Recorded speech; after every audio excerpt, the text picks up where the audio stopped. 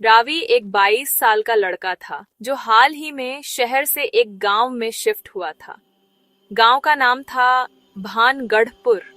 ये गांव बहुत शांत था, लेकिन वहां एक पुरानी हवेली थी, ठाकुर हवेली, जिसके बारे में सब कहते थे कि वहां कोई आत्मा रहती है।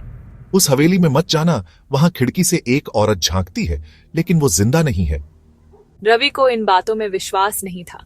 वो साइंस में यकीन करता था, भूत प्रेत में नहीं। एक रात रवि गांव के मंदिर से लौट रहा था। रास्ते में वो हवेली के पास से गुजरा। अचानक उसे लगा कि किसी ने उसे देखा। उसने नजरें उठाईं। हवेली की सबसे ऊपर वाली खिड़की से एक औरत उसे देख रही थी। सफेद साड़ी में लिपटी, लंबे काले बाल और लाल लाल चमकती आंखें। रवि डर गया, लेकिन उसने सोचा शायद कोई प्रैंक कर रहा है।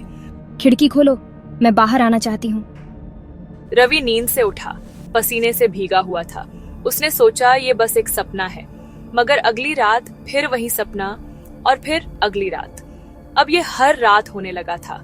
एक दिन रवि ने ठान लिया कि वो हवेली के अंदर जाकर सच का पता लगाएगा। शाम होते ही वो टॉर्च और कैमरा लेकर हवेली में घुस गया। हवेली अंदर से और भी खौफनाक थी। जाले, टूटी तस्वीरें और दीवारों पर किसी औरत की चीखती आकृति।